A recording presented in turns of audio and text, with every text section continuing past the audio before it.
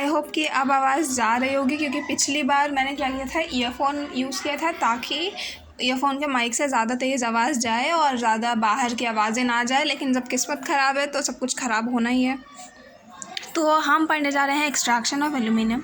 किसी भी मेटल को एक्सट्रैक्ट करने के लिए उसमें 3 स्टेप होते हैं। तो पहला होता है सेपरेशन ऑफ इम्प्योरिटीज़। जब भी कोई मेटल को या फिर किसी ओर को, ओर में से जब निकालते हैं, मिट्टी भी रहती है उसमें और सिलिका रहता है, अलग अलग फालतू की चीज़ें रहती हैं, उसको हटाना पड़ता है। तो सेपरेशन ऑफ इम्प्योरिटीज़ सबसे पहला स्टेप होता है, जिसे हम कॉन्सेंट्रेशन कहते हैं, और क्या कहते हैं, ड्रेसिंग ऑफ द ओर।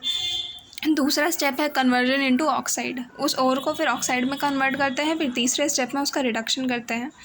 जो हमारा एल्यूमिनियम है, क्योंकि उसके पास हाई नहीं, स्ट्रॉन्ग एफिनिटी होती है ऑक्सीजन के लिए, इस वजह से वो रिड्यूसिंग एजेंट या फिर थर्मल डिसोसिएशन से नहीं सेपरेट हो पाता है, नहीं रिडक्शन हो पाता उसका। तो इस वजह से उसका इलेक्ट्रोलिसिस के प्रोसेस से रिडक्शन करना पड़ता है, और उस प्रोसेस का पूरा प्रोसेस का नाम है हॉल-हेरॉल्ड्स प्रोसेस। तो इतनी बात हो गई। तो सबसे पहले हम एल्यूमिनियम के लिए सबसे पहला स्टेप करेंगे, जिसका नाम है सेपरेशन ऑफ इम्प्योरिटीज़। तो सेपरेशन ऑफ इम्प्योरिटीज़ में जो प्रोसेस का हम जिस प्रोसेस को हम यूज़ करते हैं उसका नाम है बेयर्स प्रोसेस।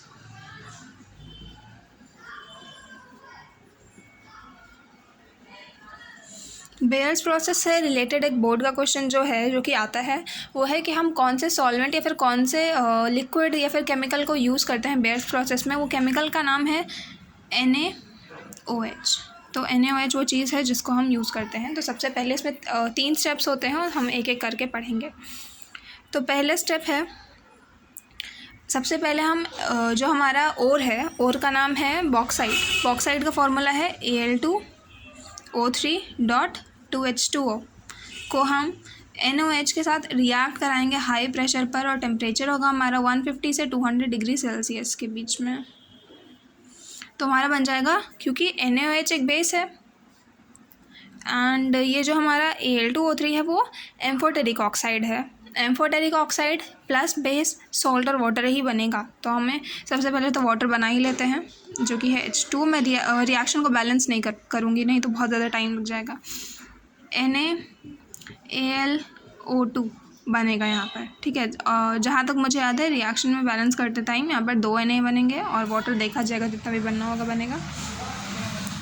तो हमारा सबसे पहला स्टेप है, हम Al2O3 यानी कि एम्फोटेरिक ऑक्साइड को बेस के साथ रिएक्ट कराते हैं ताकि सॉल्ट और वाटर बन जाए, और टेम्परेचर याद रखेंगे 150 से 200 डिग्री सेल्सियस। फिर दूसरे स्टेप पे आएंगे। यहाँ पर जो हमारा सॉल्ट बना है सोडियम एल्यूमिनियम ऑक्साइड, मुझे इसका नाम नहीं याद आ रहा है, सोडियम एल्यूमिनेट है शायद, याद नहीं है नाम। तो इसको लेंगे यहाँ पर। स्टेप 2 में हमने ले लिया, 2 क्यों लेंगे, NaAlO2 को लेंगे और उसको धुलेंगे वाटर से। इस प्रोसेस को हम हाइड्रोलिसिस भी कहते हैं।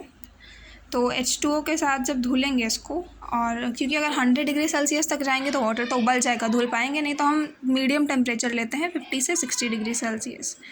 तो इस टेम्परेचर में जब इसको धुलेंगे, हमारा जो NaOH हमने जो यहाँ पर यूज़ किया है वो हमें वापस मिल जाएगा,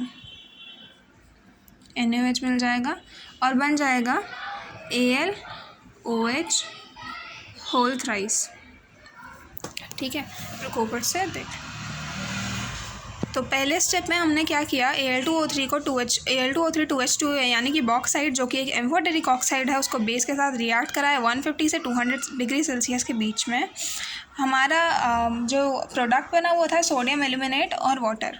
फिर हमने सोडियम एल्यूमिनेट को वाटर से धुला 50 से 60 डिग्री सेल्सियस के बीच में, तो हमारा NaOH बना और AlOH होल थ्राइस, ठीक है। एक चीज़ जो है उसको कहते हैं हम सीडिंग। सीडिंग मतलब कि सीड मतलब बीज उगाना। कैसे इसको सीडिंग कहते हैं उसको जानते हैं। क्या होता है कि जब स्टेप 2 में NaAlO2 और H2O में हम क्या करते हैं, AlOH होल थ्राइस को भी ऐड कर देते हैं थोड़ा सा। उससे क्या होता है कि जो प्रोडक्ट होगा वो यही प्रोडक्ट बनेगा, AlOH होल थ्राइस ही बनेगा। जैसे कि ये एक तरीके से सीडिंग इसका नाम इस तरीके से हुआ क्योंकि हमने बीज डाला जो कि था AlOH होल थ्राइस, और उससे पेड़ उगा AlOH होल थ्राइस, ठीक है। ये थी थोड़ी सी छोटी सी, काफ़ी छोटी सी चीज़ जो कि शायद सिलेबस में है भी नहीं कि नहीं पता, है कि नहीं है नहीं पता मुझे। फिर आते हैं हम स्टेप 3 पे। ये जो हमारा AlOH होल थ्राइस बना उसको हम जलाएंगे। इस प्रोसेस को हम कहते हैं इग्निशन। तो यहाँ पर टेम्परेचर रहता है 1100 और यहाँ पर इग्निशन लिखा रहता है, तो यहाँ मैं भी लिख दे रही हूँ। तो जो हमें चाहिए वो हमें मिल जाता है Al2O3, और पानी इतना गर्म टेम्परेचर है कि इधर से पानी हट जाता है, तो H2 हट जाता है। ये होता है हमारा पूरा बेयर्स प्रोसेस। यही होता है ड्रेसिंग ऑफ द ओर। इसे हम केमिकल लीचिंग, केमिकल मेथड भी कहते हैं। और इसमें जो इम्प्योरिटीज़ होती हैं, इम्प्योरिटीज़ मेनली होती हैं सिलिका और Fe2O3, Fe2O3 यस।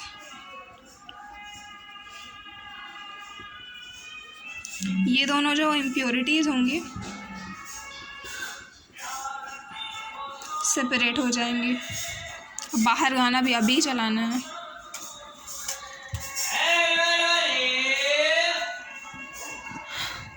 तो इम्प्योरिटी, सेपरेशन ऑफ इम्प्योरिटीज़ कैसे होता है इसे जान लेते हैं। ये जो मेन इम्प्योरिटीज़ हमारी Fe2O3 और SiO2 जिसको हम सिलिका कहते हैं,